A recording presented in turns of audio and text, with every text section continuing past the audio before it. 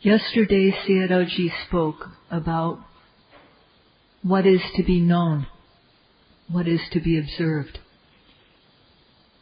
And he explained how in the moment of seeing, there's the base, the striker, and the spark or ignition. In the moment of seeing arises at a place, and this place is called the base. So seeing arises at the eye base. The eye is capable of seeing. When we see, it's through our eyes. We don't see due to thinking about it. It comes due to the contact between the eye, an eye which is capable of, healthy and capable of seeing, and a visible object. When a visible object strikes an eye, healthy and capable of seeing, then seeing arises and we know color or form, and this is evident. Seeing consciousness is that which knows the visible object due to the striking of the form on the eye base. It arises. And this is the nature of seeing consciousness, is simply to know the visible object. It doesn't know good or bad. It doesn't know impermanence, suffering, anatta.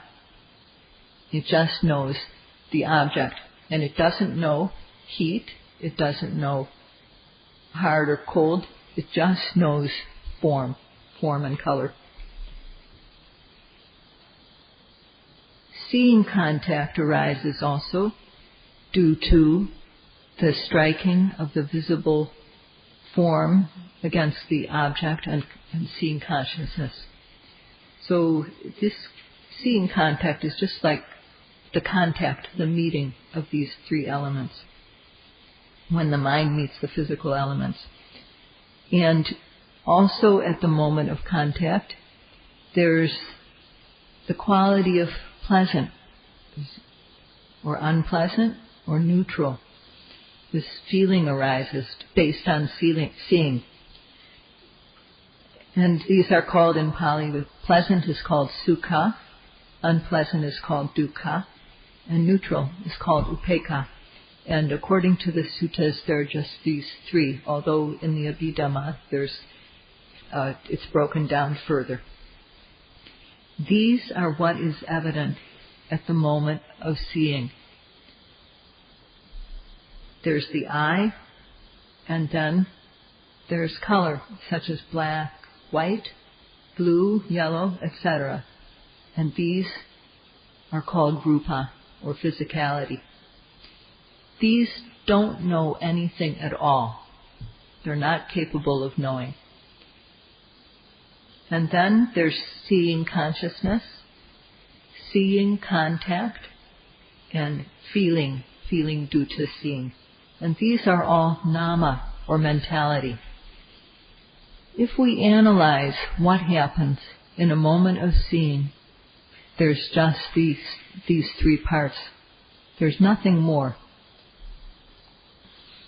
And Sayadaw mentioned this yesterday. There's just the base element, the striker element, and the ignition element.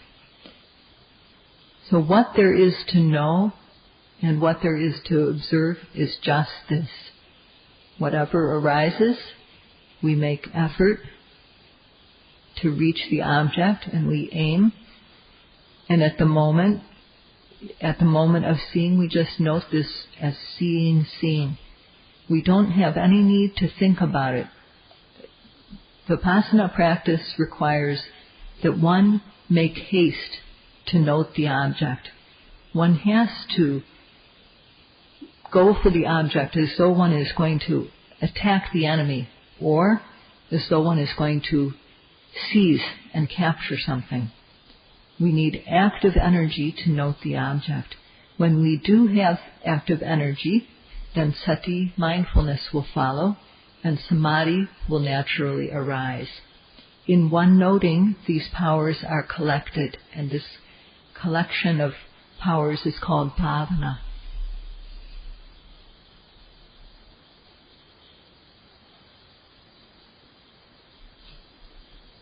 We note whatever arises as it happens. What is to be known is whatever arises. The base element, the striker, and the spark. And in order to observe these, we just note as a whole. We just note the arising object with aim and effort. And in doing this, I started at the wrong place. So Sayadaw started this section by saying that if we don't know the practice, truth, and study, learn it till we do.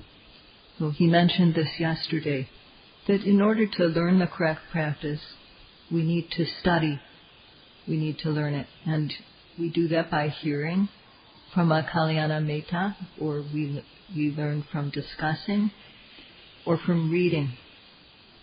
So that's where we start. We learn and we gain theoretical knowledge by doing this. And then, as far as practical, in order to know what there is to be known, we observe at the moment of arising. And what is to be known is just what he mentioned, the three elements of the base, the striker, and the spark. This is what is to be known in any given moment. So we note whatever arises as a whole with aim and effort. And through doing that, we gain personal knowledge. We gain practical knowledge. When samadhi develops, knowledge follows. So we note the arising object as a whole, as when we look at a person in the face. Although we look at the face, sometimes we notice the forehead, or we might notice the eyebrows, or the lips, or the nose. The face is made up of all these parts. But we start out by observing, just looking at the face as a whole. In Vipassana practice, we don't just look once. The word Anupasana means that we look repeatedly. So we note seeing, and the mind comes face to face with the object, and that's called abhimukha. So it observes, the mind is able to observe the object straight on. So we note, and if we note a lot, noting the whole, seeing, we note the whole, but details become evident. So, for example, when the eyes when this visible form strikes the eyes, the visible form being appearance, due to this we see.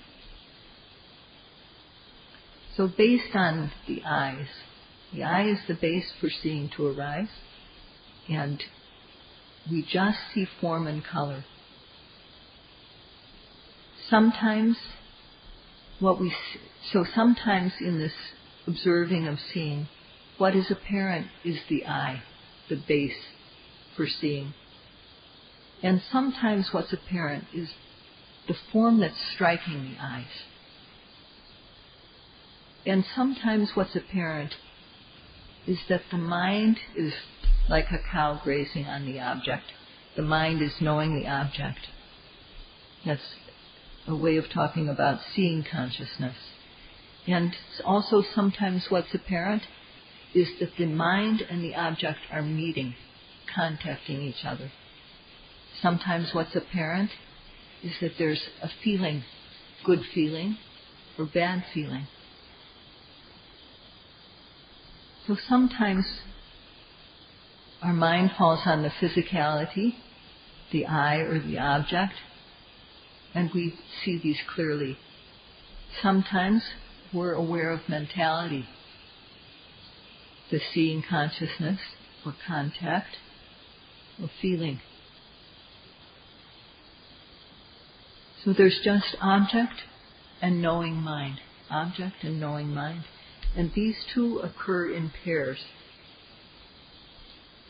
So in order to know this, as soon as seeing occurs, we have to note it right on the spot. So this is something that the yogis must know about in practice.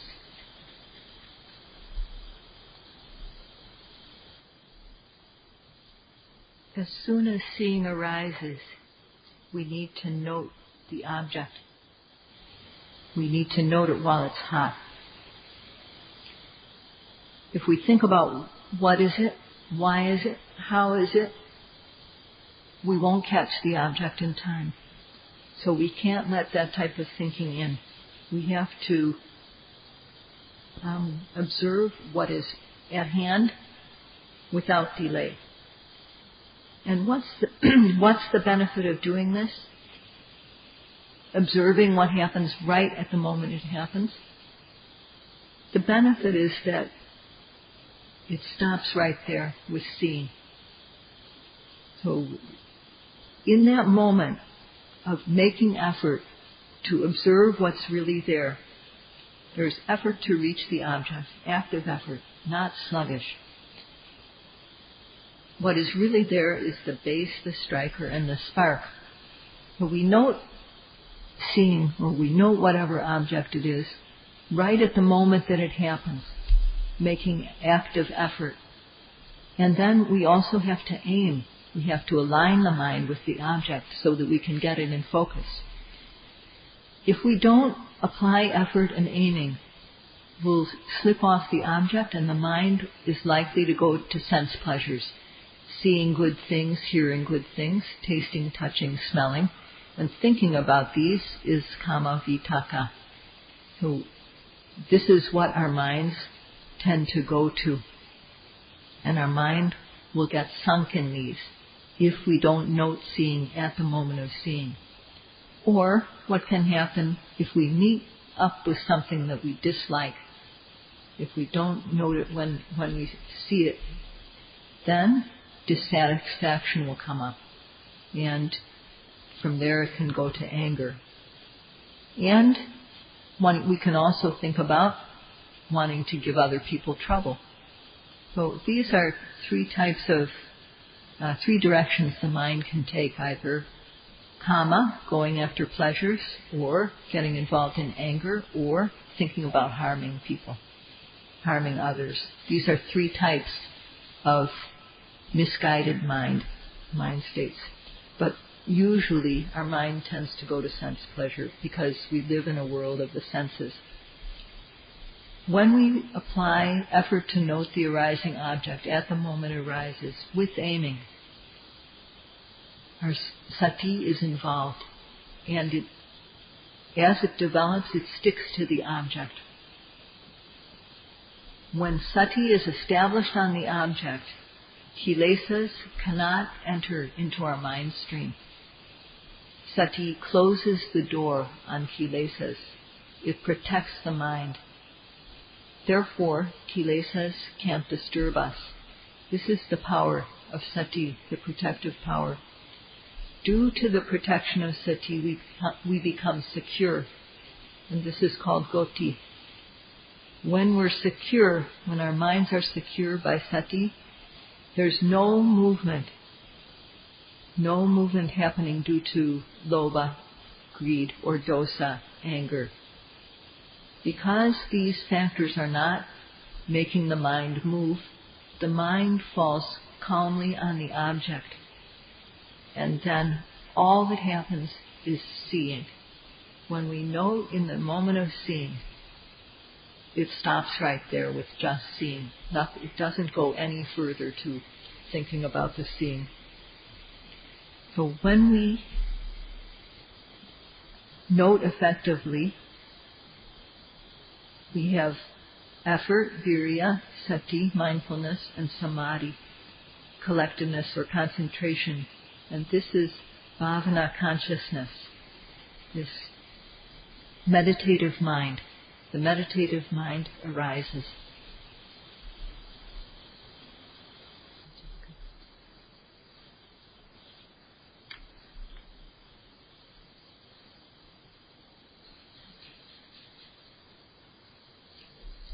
When the mind, the noting mind, and the observable object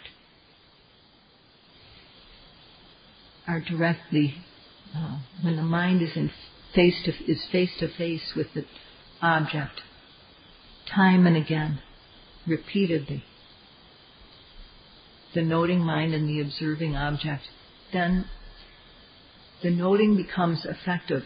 It's as though the mind is rubbing on the object, and the noting becomes effective. And it's similar to when in darts we hit the bullseye time and time again. When our minds are developed like this, then when seeing arises and we note, seeing, if the mind falls on the eyes, we notice the eye. This is what sees. And sometimes it's the striker element, the form. This is what's seen. And sometimes what we're aware of is that we know seeing, or there's the meeting, the contact between mind and object, or there's the feeling of good and bad. In a moment of seeing, any one of these elements becomes evident when our minds are developed. And it's like when we look at a face and we notice its parts.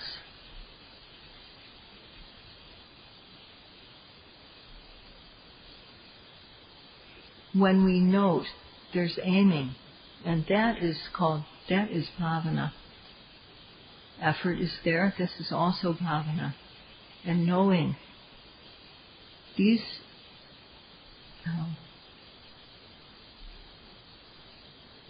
this is true knowledge. True knowledge is what arises, not knowledge that is gained by listening to somebody else. And we are trying to develop this type of mind which knows. So Sayadaw ji mentioned atano santane chitan bhavetiti bhavana. Bhavana is called bhavana because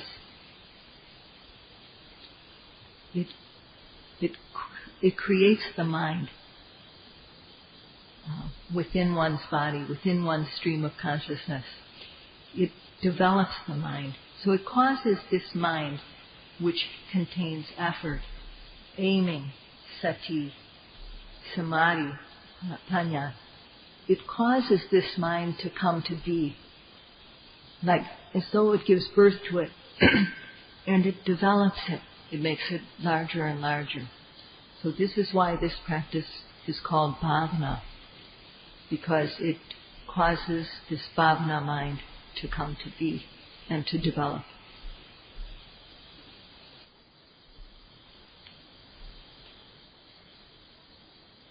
If we note at the moment of seeing,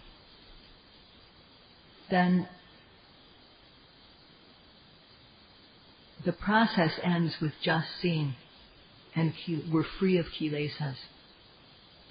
This is the benefit that we get from noting at the moment of seeing.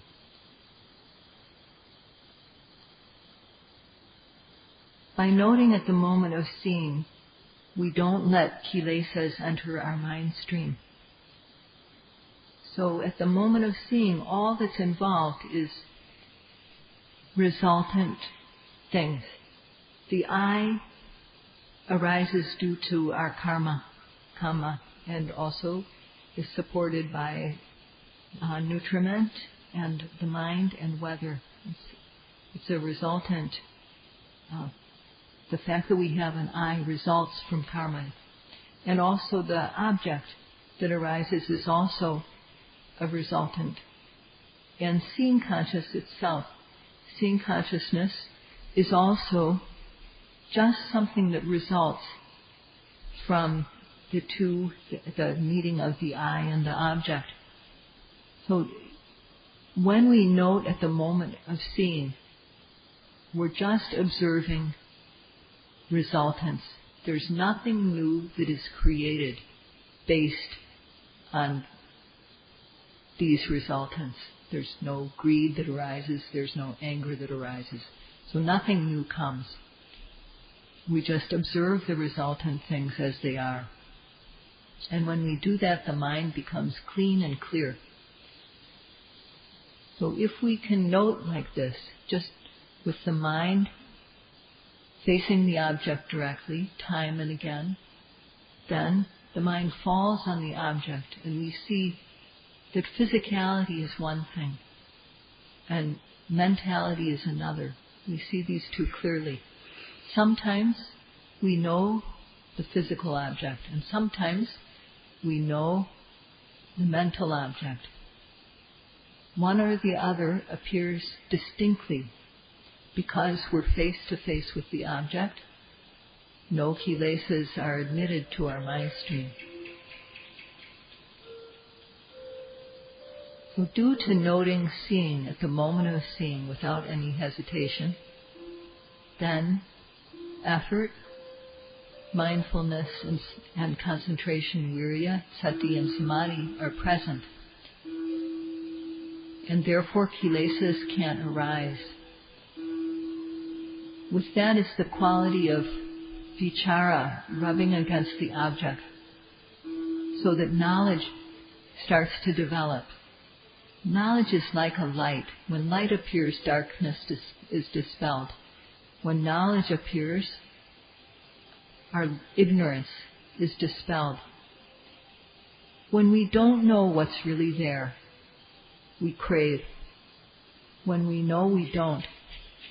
So when we discern nama and rupa, physicality and mentality, we see there's just this. There's nothing more in what we experience every moment. So we see that there's no self, and therefore the false view of self is dispelled. So when we note seeing at the moment of seeing, we dispel ignorance. Due to dispelling ignorance, craving is also dispelled, and clinging, upadana, and the false view, belief in self, is also dispelled. This is how we become free of kilesas, by noting at the moment of seeing. Due to noting this like this, our mind becomes clean and pure, and this is how we gain benefit from the practice.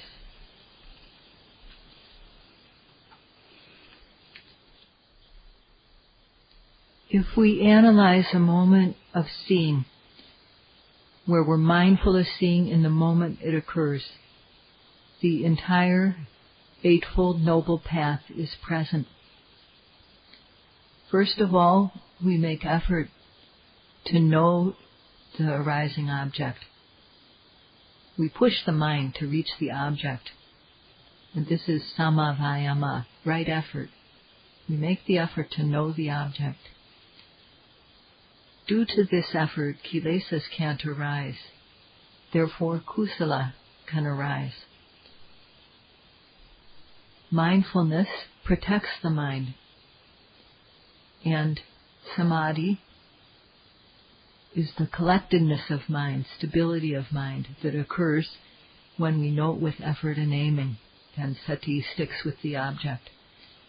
So these three, samavayama, samasati, samasamadhi, right effort, right mindfulness, and right concentration, are the elements of the samadhi section of the path, and they're also called the training of samadhi.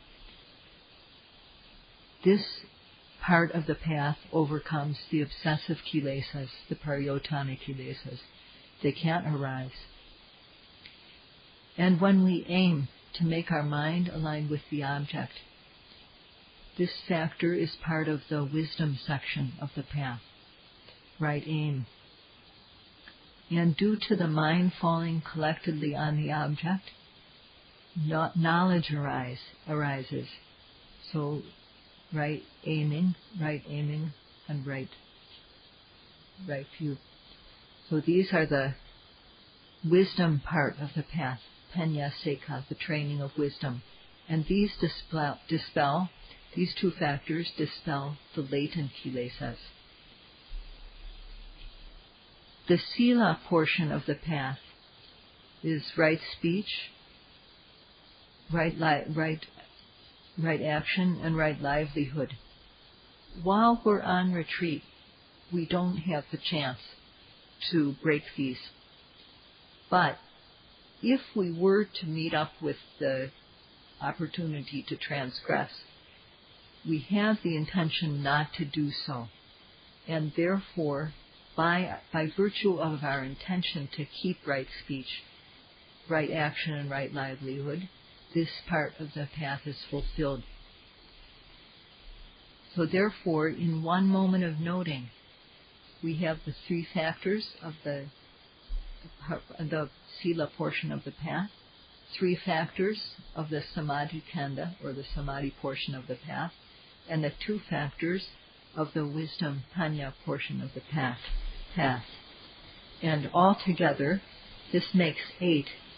These 8 arise in every moment of noting, and they open the road to Nibbana. So in the moment of noting, seeing at the moment of seeing, our minds are clean, our acts are clean due to our Sila. And so we're lifted up because we're not degraded by our acts.